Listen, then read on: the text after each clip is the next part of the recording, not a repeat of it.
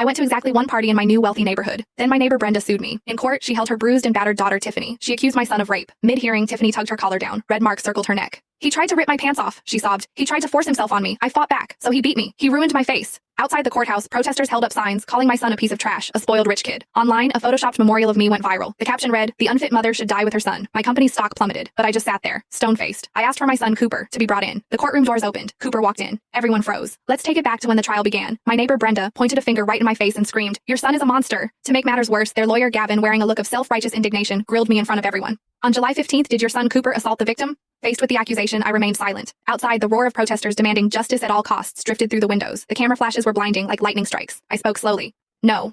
The lawyer just scoffed. He asserted I was dodging responsibility. I scanned the gallery. Those new neighbors who used to kiss up to me were now collectively rolling their eyes. Just a week ago, they were swarming around me, praising Cooper as a bodybuilding champ with a bright future. Now they looked at me like I was trash. The hypocrisy was suffocating. Actually, Brenda had shown up at my door a week ago. She was holding a battered Tiffany, her voice loud enough to shatter glass. She demanded $5 million in settlement money right off the bat. She even threatened to see me in court if I didn't pay up, but I refused on the spot, because I knew perfectly well that my son hadn't left the house that day. Suddenly, images of Tiffany's injuries flashed onto the courtroom's big screen. A neck brace, a cast, and scratches all over her face. Next came a grainy photo taken in the dark. In the photo, the back of a hulking man could be seen lunging at a girl on the ground. The jury gasped, the gallery erupted, everyone was cursing, saying privileged rich kids were scum. Just then, my phone started buzzing like crazy. My company's stock price was plummeting. Expressionless, I placed my phone face down on the table. That only made the online backlash worse. The hashtag #sign Justice for Tiffany was trending off the charts. They called me cold-blooded, saying money made me think I was above everyone else. Gavin, the lawyer, looked smug, thinking he had this in the bag. Finally, Tiffany took the stand, trembling. She walked unsteadily, acting as if every step caused her immense pain. I had to admit, it was a convincing performance. She took a deep breath, eyes welling up with tears.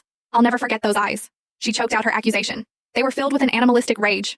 The tension in the room hit its peak. Just as the whole room was ready to condemn me, the courtroom doors slowly pushed open. Cooper walked in, but the moment they saw Cooper clearly, everyone froze. He looked at me like I was prey. Her words sent the room into a frenzy again. Meanwhile, my company's stock took another 5% hit. Yet, I didn't flinch. Seeing my attitude, Tiffany completely lost it. She shot up from her seat, pointing at me hysterically. "You only care about money. Your son ruined my dream of becoming a supermodel." Then, she started describing that nightmare in detail. She claimed Cooper charged out of the shadows like a beast, reeking of alcohol and displaying superhuman strength. She said he not only choked her but also attacked her wildly, biting like a wild animal. The jury was fuming, looking ready to convict right then and there. That's when I spoke up, my voice cold. "Hold on." Instantly, the courtroom went dead silent. I walked slowly toward her, my gaze sharp as a knife.